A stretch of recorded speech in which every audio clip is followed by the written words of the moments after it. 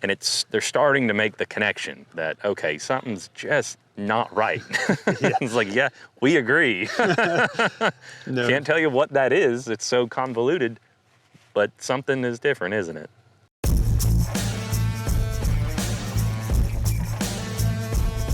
Hey guys, welcome back to As a Man Thinketh. I'm standing here today with Brandon from Raising Roots Farm. Raising Roots is going to be on the Meet My Neighbor Farm series this year, so in the next couple months we'll be cranking those videos out, and you should stay tuned for his video. But I asked Brandon to come on here and just talk with me a little bit about buying local, because it's a holiday season. A lot of people are out there shopping right now to try and pick up meats and feed their families for the holidays.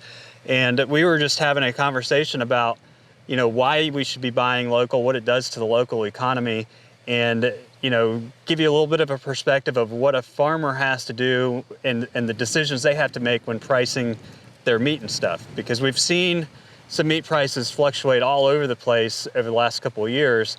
Brandon, your prices really haven't changed that much during that time.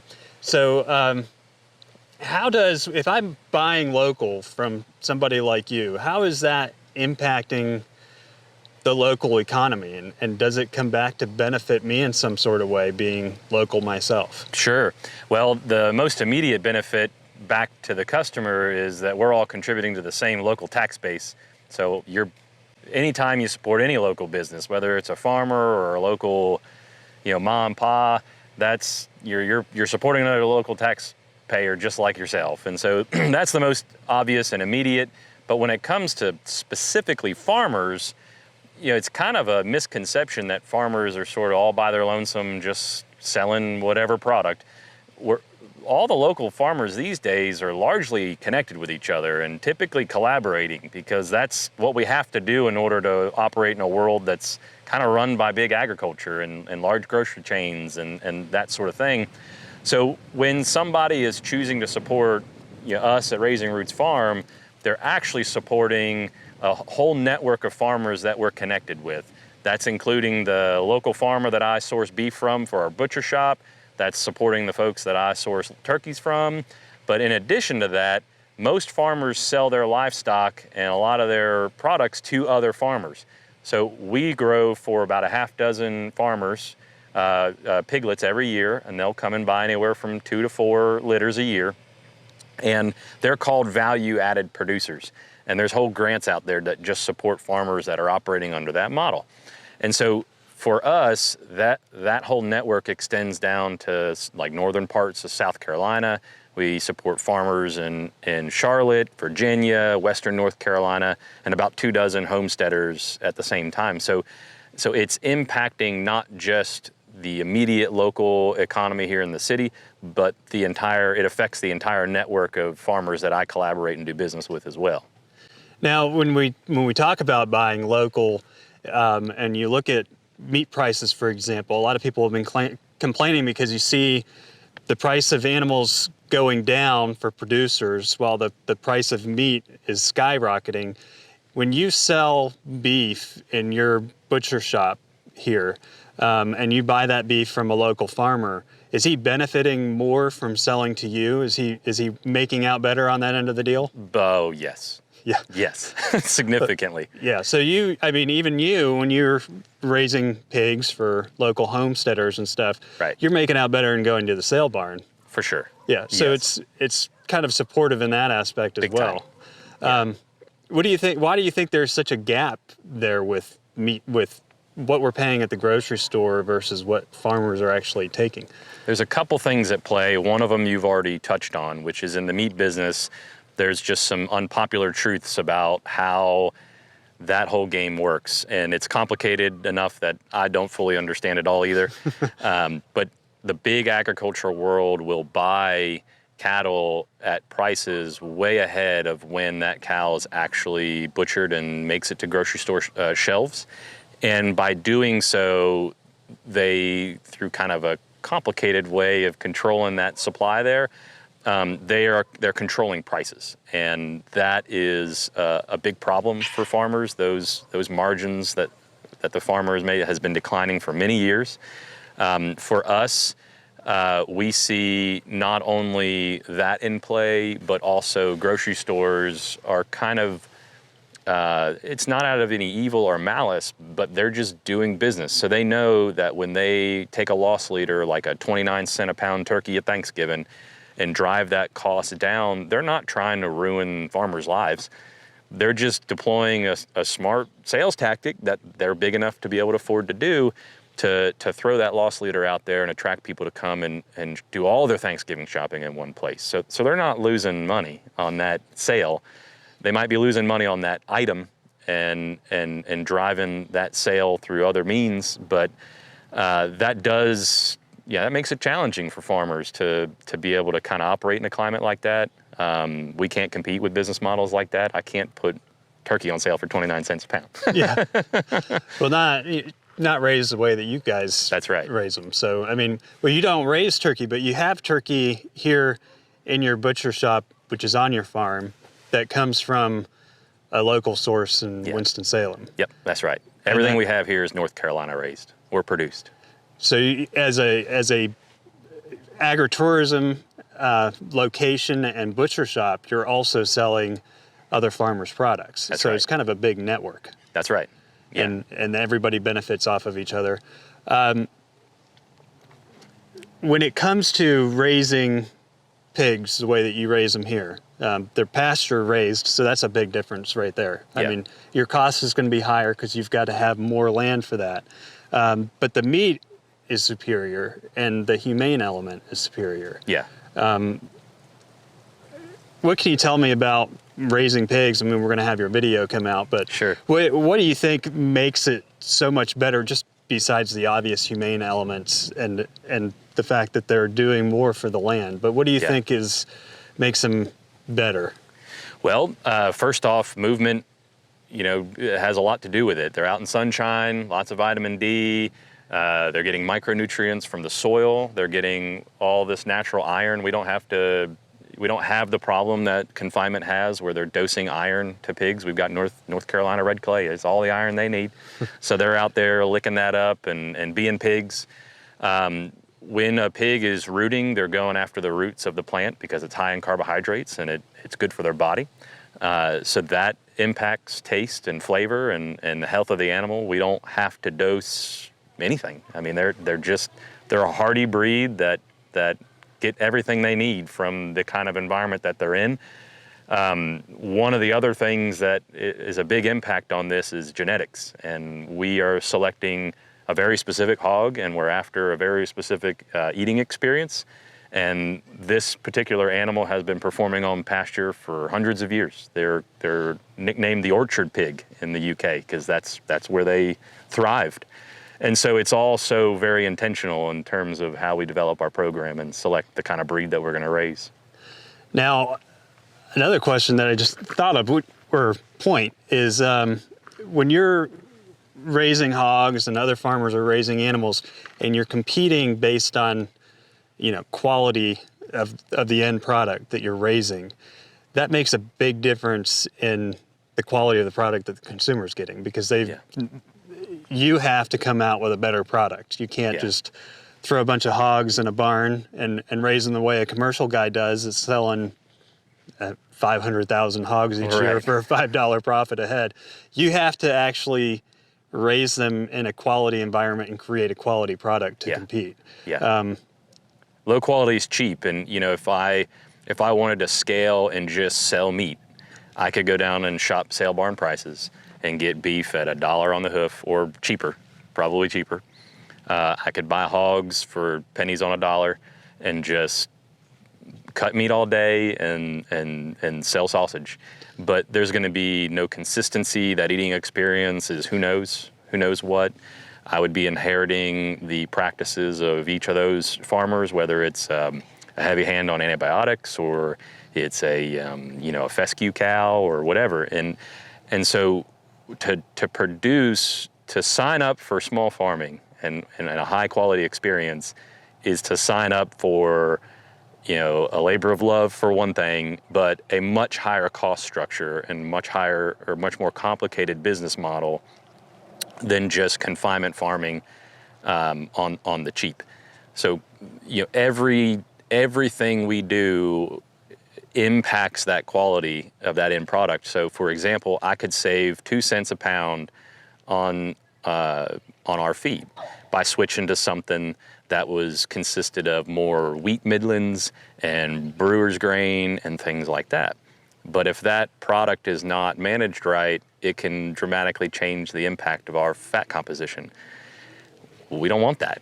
We want a consistent experience. And so, yeah, I'm stepping over a couple pennies in savings there, and that matters. We go through about 6,000 pounds of hog feed every 10 days. So those pennies are, significant. But I can't put at risk that quality eating experience that my customer is expecting at this point. And so it's just a very different business model than raising a lower quality experience at scale. I realize there's complexity in feeding the world. There's a lot of humans, so I get it. I understand why that stuff exists. But at the end of the day, what we have is a very consistent product, and I have stable prices. I don't have to change my prices for my customers. I know what my costs are. I know what my program is. And it's the same whether there's a pandemic or a beef shortage or whatever thing we're going to sell in the media this week. Well, it's interesting because, we were hearing about turkey shortages. You have to get your turkeys now if you want to have them for Thanksgiving. Everybody went out and bought turkeys at full price, and if you could find them at full price. And then all of a sudden, the week of Thanksgiving, they're everywhere at 29 cents a pound. Yep, can't give them away. Yeah, so it's just, it's funny how that kind of marketing worked. And you mentioned before that there's not that much price transparency with the big commercial companies. I mean, you just said they're necessary because we have to create mass amounts of foods. But when you're somebody who is buying those products, and we see these price gaps between the producer, the farmer, and the meat companies, there's not a whole lot of price transparency to how that all comes together for the consumer. There's not. Whereas with somebody like you, it's pretty simple and straightforward. You've got costs. Yeah. You cover your costs. You mentioned before you look at your demographics in the area and you try and put together a product that's affordable based on the demographics and those costs. Yeah.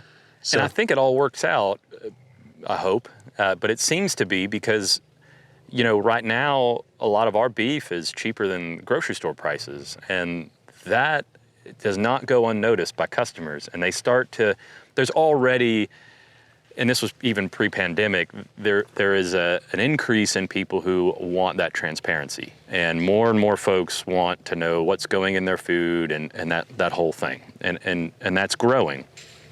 But that is starting to happen on the price side, where every time there's a shortage, a lot of our customers, and I don't get into political discussions or those things, but they'll roll their eyes and be like, oh yeah, sure, gonna have a hard time finding toilet paper again, or turkeys or whatever.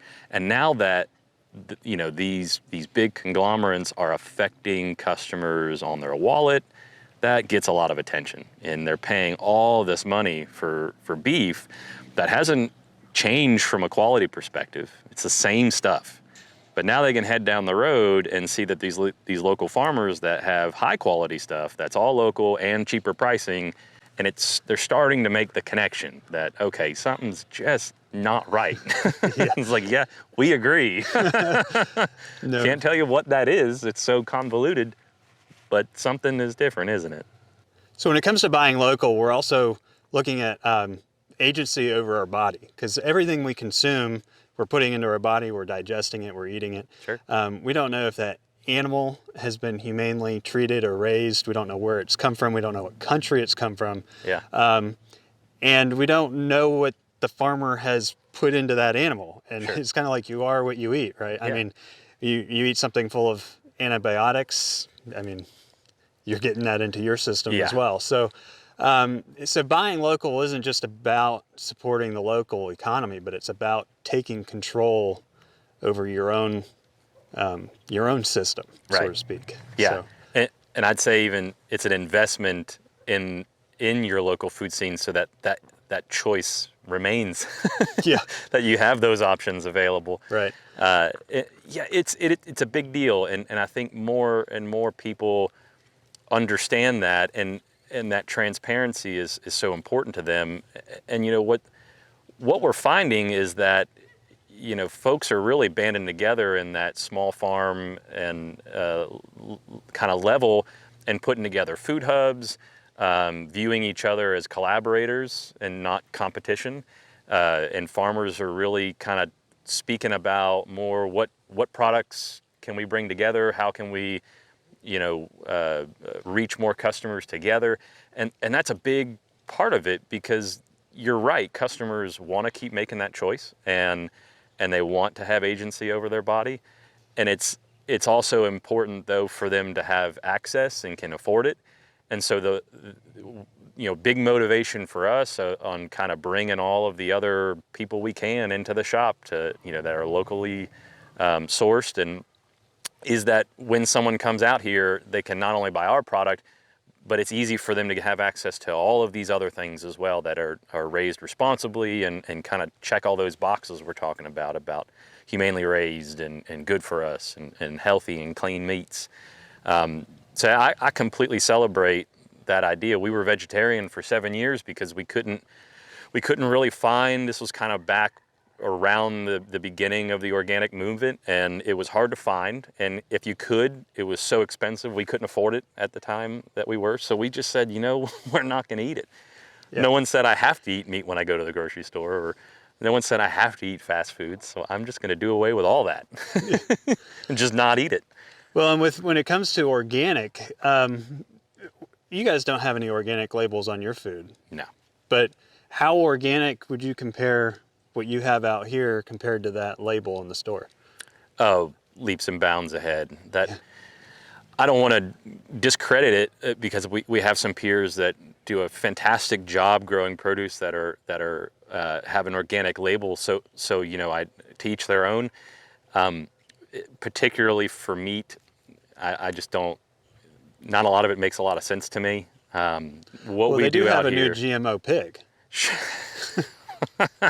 Yeah, they do.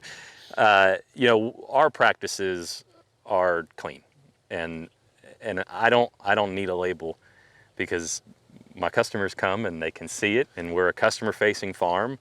They see our successes, they see our failures, they see our pigs. They can ask me any question they want, and we can stand out on the porch of our shop and talk all about it.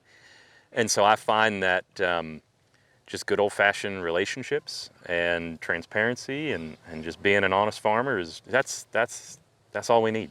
Yeah. Yeah.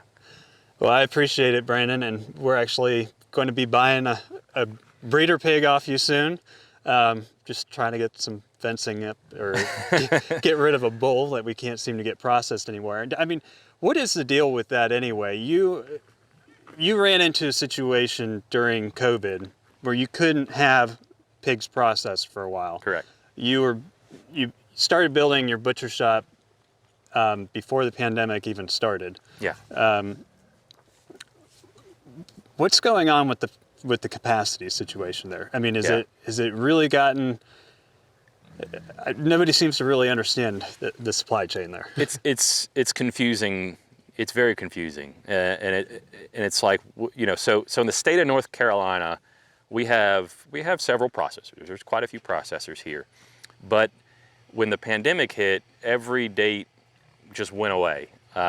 We were actually at one local processor, and they had capacity, but they run a retail shop, and so they threw all the farmers off their list, shut it down, and just used their capacity exclusively for their retail, and only to capture the line out the front door because of the whole food buying craze that was going on. Let's just say they didn't make a lot of friends that day. But beyond that, capacity just went away. A lot of it was panic, and folks just went out there and gobbled up every date they could get. Especially in North Carolina, we're not a collection of large farmers. North Carolina is comprised of just thousands of small farmers, and so for those folks, they're reliant on their livelihood is relying on if they can process that animal and show up at farmers markets or not, or satisfy their retail or wholesale accounts that they have. So when that capacity crisis happened, and it's still going on, those dates got booked up all the way out into the following year, and I'm pretty sure that's happened around the country. For our state, there was an investment of about $11 million into that capacity problem to try to help these processors expand. A lot of those projects are still going on. And even when they closed out, strangely, capacity hasn't really kind of shown up. It's still an issue. I think that was followed closely with the labor shortage and the whole minimum wage thing, and it was cheaper to sit at home than go cut meat. Yeah. That sort of thing. And so it's been an ongoing issue here, and there's even some question on, well, what does it mean when we get on the other end of this and all of this capacity has doubled? That's the claim from the state, is about double capacity in the state, throughout the state. Well, if it's, pricing was already going up pre-pandemic, and we felt about a 25-cent, well, when we stopped and we opened our shop, it was at about 15 cents for us increase on the hanger for our hogs. That's significant. So prices were already going up, and now that we have capacity doubling, does it follow a standard supply and demand curve and prices go down, or what happens? And I think it's sort of a question of, if there's no capacity, these farmers have to deal with their increased stock somehow. So do they get rid of their cows and take them down to the sale barn, and then those cows get bought up by big ag and then just right back into these facilities that there's no capacity yet? I don't know. It is, as you said, kind of confusing. It doesn't make sense on this whole capacity problem, and why there's not relief, in a bigger picture way. Yeah. Well, hopefully, people out there will start spending their money where it's going to matter most in their community and support some local farmers. I mean, we have seen some great growth over the years. I know the pandemic, just with that capacity issue, I know it was probably hard for you guys. Yeah. And I can't imagine how many other farmers it was difficult for. We haven't been able to process some of ours. So, sure. But hopefully people will start, using their dollars to support their local economy, see the benefit in it. To me, it just makes sense that I want to know what I'm putting into my body. Yeah. But it's hard to convince the world of that. Sure. So. Well, it's completely anecdotal on my part, but it kind of feels like this is instigating a little bit of a reset in how farmers collaborate together and grow, and the interaction with consumers. I don't know about the whole, it's going back to the way it was. I can't really speak in those broad strokes. I only know my little world that's in front of me here. But for sure, it feels like, just in speaking and interacting with the customers that we've been meeting in this community through the opening of our shop, just the way that they speak about their shopping experience, and they can name drop the other farms in the area, that means something. Yeah. And there is a movement back, and I believe there's a desire beyond what the organic label kind of promised to us in the beginning when it showed up on the scene. It feels like some education has happened along the way, and the consumers really realize that there's more to it than all the marketing hype on the label, and they're seeking that relationship again with the farmer. And it's sort of, at the same time, those expectations are being set by the customers. It's forcing farmers to adhere to those clean, traditional processes that are tried and true. They've been here for generations, long before Big Ag was here. Yeah. I don't know. I could be completely wrong, but it just feels like there's a little bit of a gravitation towards that, which I celebrate. Yeah. And in many ways, it's going to be more of a modern version of that, because we've got technology and new ways of selling the product and delivering it. Yeah. For sure. Well, Brandon, I appreciate it. And I think we were going to head into your butcher shop and buy up some stuff for Thanksgiving before we head home. So thanks for tuning in, guys. Make sure you buy local this season.